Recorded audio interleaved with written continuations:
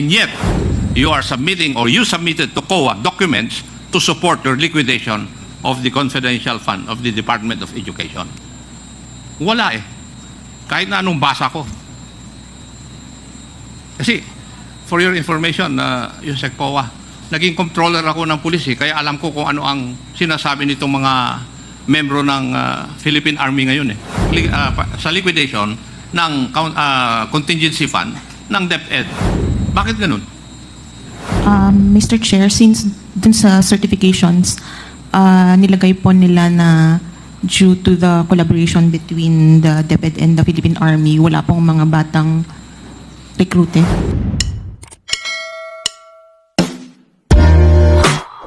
Yeah, Mr. Chair. With the indulgence of Congressman Flores, Congressman Acop, the chair recognizes Congressman Acop. I would just like to ask some clarificatory questions regarding the interpellation of the Honorable Wistro. May I know who can answer me? Sino ang makakasagot? Kanino bang program itong sinasabi natin na Youth Leadership Summit? Is it a program of the DepEd? The Armed Forces of the Philippines? Kanino? Sino makapagsasabi sa akin? Major General Bajau. Bahaw, sir. Bahaw. May I be recognized, Mr. Chair? You are recognized. Your Honor, it's a Philippine Army-wide program, a 3-day activity po. It's an activity included in the budget of the Armed Forces of the Philippines. Tama? Yes, Your Honor. It's one of the PPAs insofar as your budget is concerned. Yes, sir.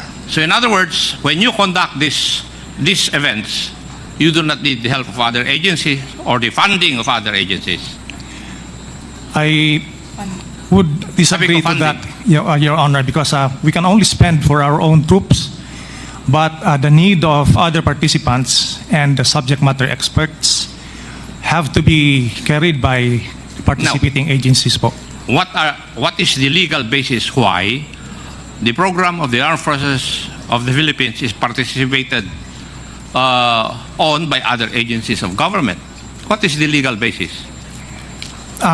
Your Honor, we just operate in the context of the Peace and Order Councils po.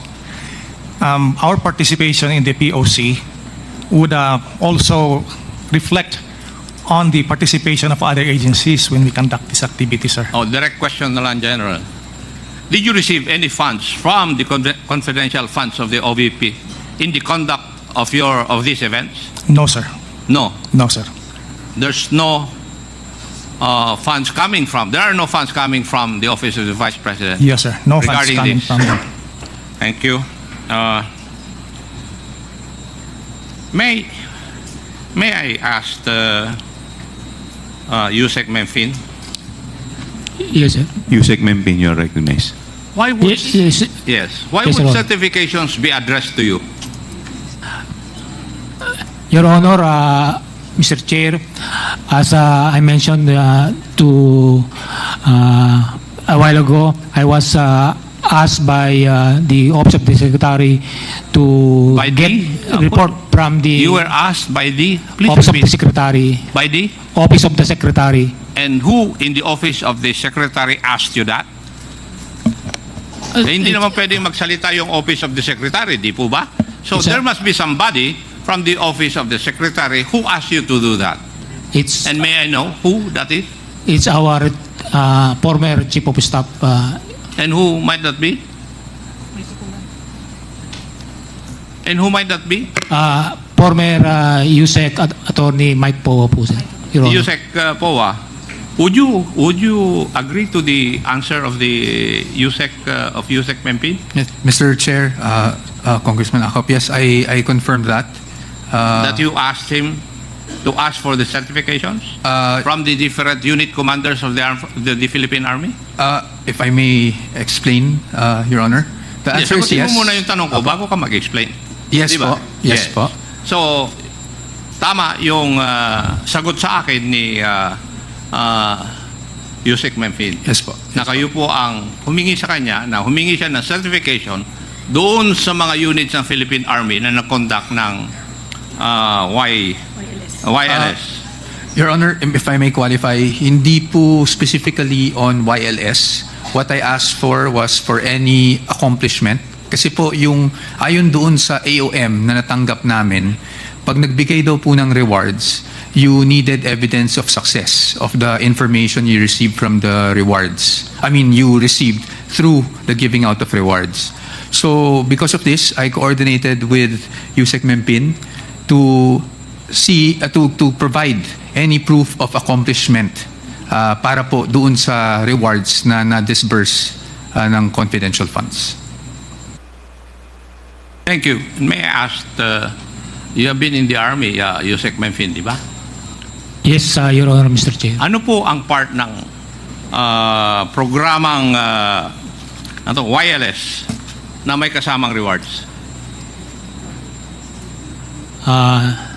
Could you please tell me which part of that program would require the giving or the awarding of rewards? Which part of the program would require the gathering of information? Kasi yun po yung purpose ng confidential fund ng DepEd. 4 po yun. Now, which part of this? Your Honor, Mr. Chair, for the conduct of wireless per se, there's no in that particular any areas of that for the Yes. rewards, giving of rewards, Your Honor, Mr. Chair. Basahin ko man ng ilang beses yung programa na yon, walang nagsasabi doon na pwedeng gamitin yung confidential fund ng isang agency. Would you agree with me? Yes, Your Honor, Mr. Chair. Yes. So, Yusek po, mali po yun. Kasi kitang-kita naman na natin that you ask for these documents to support your liquidation insofar as the confidential fund of the Department of Education is concerned. Kasi di naman kaya basically primordial na kasama doon po sa mga events na yun. And yet, you are submitting or you submitted to COA documents to support your liquidation of the confidential fund of the Department of Education. Wala kahit na anong basa ko. Kasi, for your information, yung sa COA, naging controller ako ng pulis kaya alam ko kung ano ang sinasabi nitong mga membro ng Philippine Army ngayon Alam ko rin na ginagamit nyo lang yun para i-justify yung expenditure nyo ng confidential fund ng Department of Education. Di ba? You just use that to justify your liquidation of the fund. Di po ba? Yes, Your Honor. Yes. If I may also just, if Your Honor would allow me, Mr. Chair. Mr. Michael Powa, you're recognized. Basically, just to expound and just so I can inform the committee factually what happened. We received an AOM back in February asking for certain documents, one of which are the DEPs, which are the document evidence of payments. Another one would be for pag may rewards daw, kailangan daw po merong evidence of success. Because I am not aware on how the confidential funds are operationalized, I went to USEC Mempin, who is our former security consultant, to ask if there would be any document that we would be able to show the COA na meron namang success, on the premise that whatever activity was conducted on the ground by the military was targeted because of information received from DepEd due to those rewards given out. Yun po yung pinanggagalingan ko. And when I received the certifications, I submitted them as such in response lang po to the AOM. Mr. Chair, just a clarification. No? Opo. Yes, Congressman Abante, you're I recognized. heard him mention that he is not aware of the nature of the confidential fund. Is that right?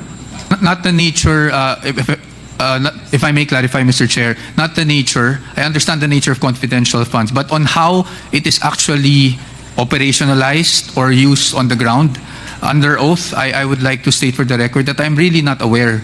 Hindi ko po nakita yung fund, hindi ko po alam kung paano siya ino-operationalize on the ground.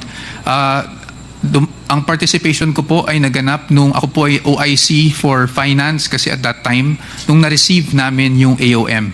And we had to respond to the AOM. And so because we had to respond to the AOM, I had to get all the documentation that COA was asking for po through that AOM. So ibig sabihin po, hinihingi nyo lamang po itong mga documentation na to para lang ma-justify kung paano ginamit. Pero in actual, hindi talaga doon ginamit. Tama po ba? Parang gano'n ang pagkakaintindi ko eh. Parang hinihingi nyo lang po yung certification nung nilabasan na kayo ng AOM. Tama po. Tama po? Tama po. Nung lumabas po yung AOM, Saka kayo humihingi nito. kailangan daw po ng evidence of success. Yes. So kahit na hindi doon ginamit, gumawa kayo ng mga documentation na parang doon ginamit. Parang ganun. Kung tama po yung pagkakaintindi ko. Hindi naman po, Mr. Kasi Chair. lumalabas po, hindi naman po doon ginamit yung confidential fund. Pero itong documentation na in-issue po nila Yusek Mempin, yun ang sinabit natin sa COA just to justify yung AOM.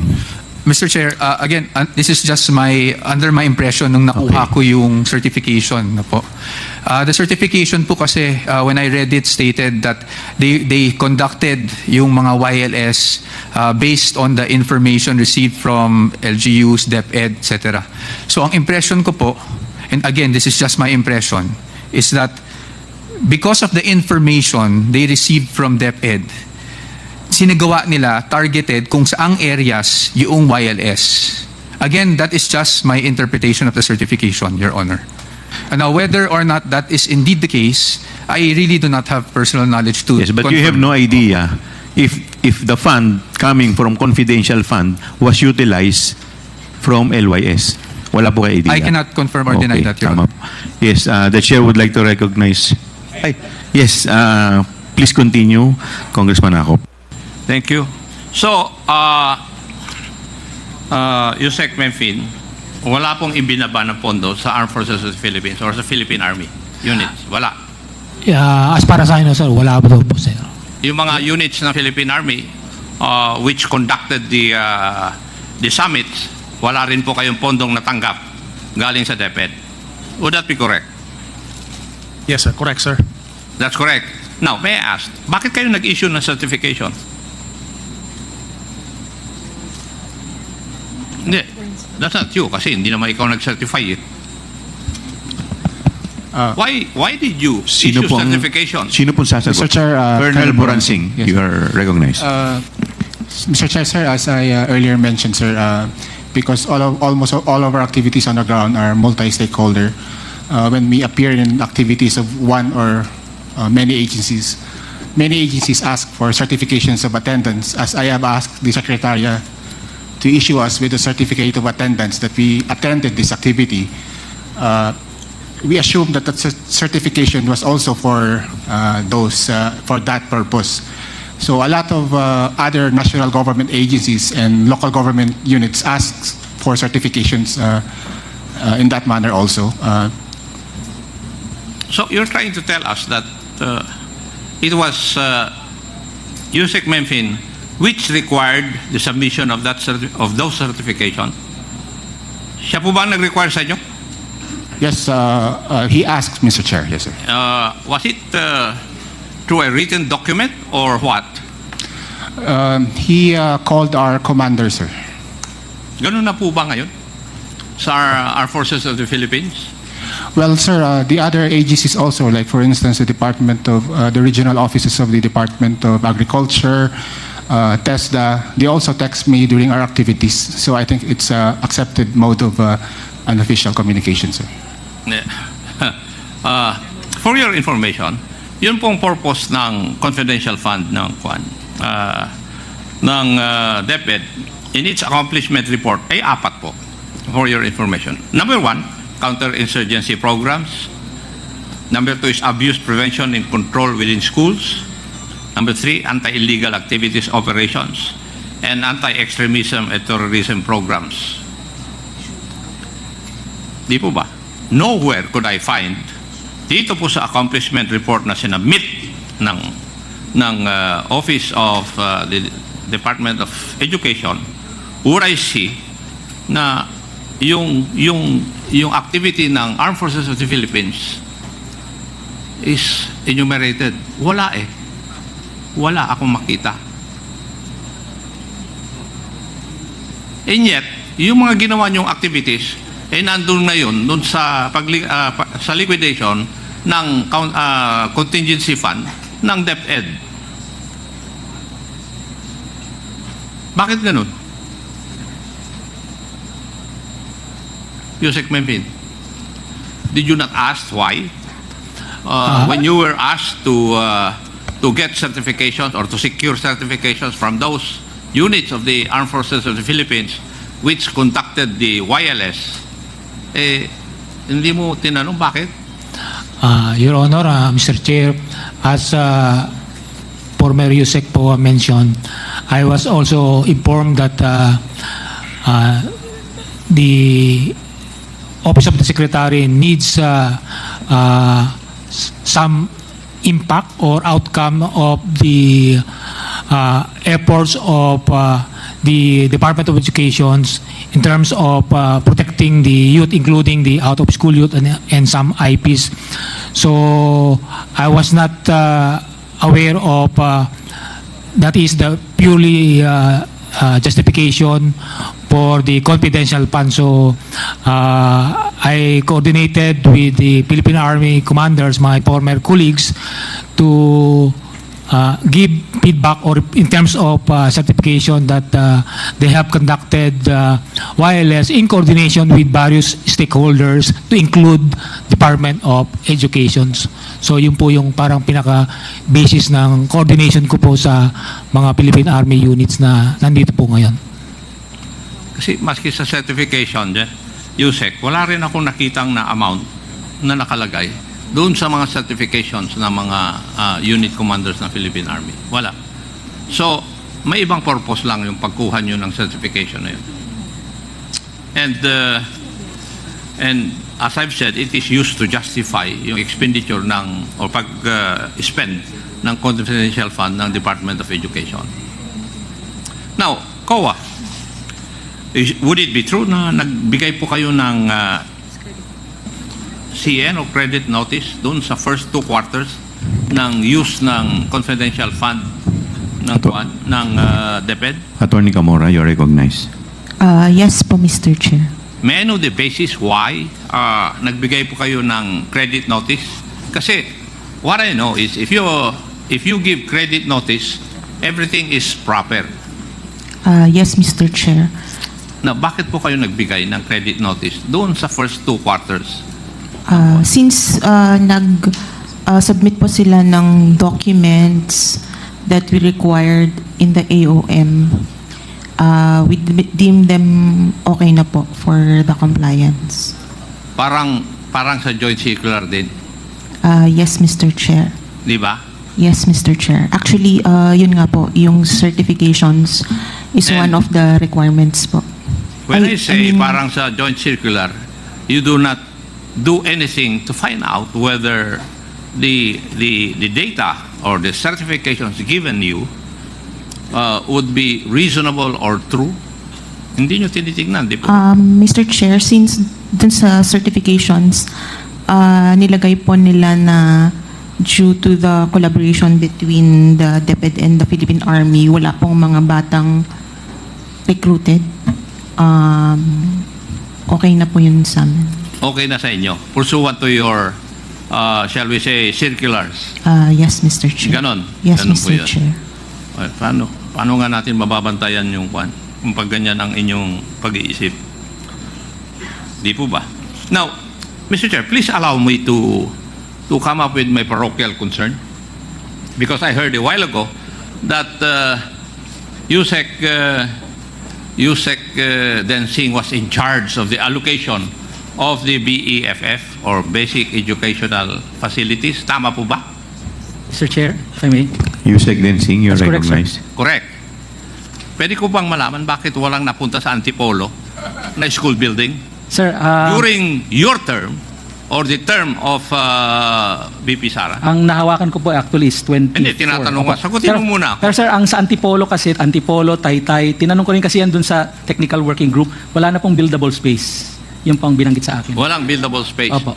There's a fund with the DepEd na pambili ng spaces. Di po ba? Wala po. Yun po ang nilabi namin nung nakaraang That budget. is for GA 2022? 24 po, 24. Hindi, tinatanong ko nga eh. Sa 22 po, Congressman wala. ako noong 2022. Apo. My I- wife was a congresswoman I wasn't there yet, but there was since no fund, sir. 2019. I was not there Pero yet. wala kaming natatanggap. Apo. Your records will bear me out. Apo. I As a matter of recognize. fact, the first time, 2022, nag-usap po tayo.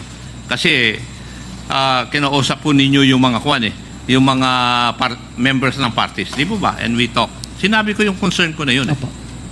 We did. In fact, nung ginawa nga nila, may mga districts nga, legislative districts na wala. Now, may I ask you,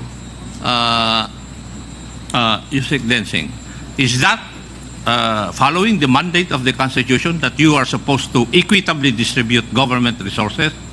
That's the part of the criteria that I mentioned to the National Technical Working Group. Tinatanong nga kita eh. Apo. When you do not allocate school buildings doon sa isang lugar, is that equitable distribution? Again, sir, the problem was there are no buildable spaces in the area. Sino po ang nagsabi? Yung National Technical Working Group po. Noong 2024, humingi ako. Opo. 2024, humingi ako. There are buildable spaces. Pero wala pa rin.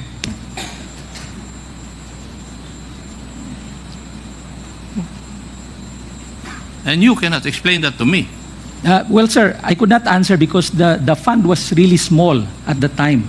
Originally at 9.7 NEP. So what you're trying to tell me, Yusek, is that hindi po priority doon yung distrito ko po. No, sir. Priority po inyo dahil mataas po ang shortage sa Antipolo. Kasi meron pa kami 3 shifts eh. Opo. Kaya po, priority kayo, Taytay. Pero wala pa rin kami. Kung priority kami sa mata ninyo, bakit hindi kami nabibigyan? O Yun baka ba? tama yung sinasabi ni Johnny Pimentel? Hindi po tama yun. Hindi po tama yun. Thank you, Mr. Chair.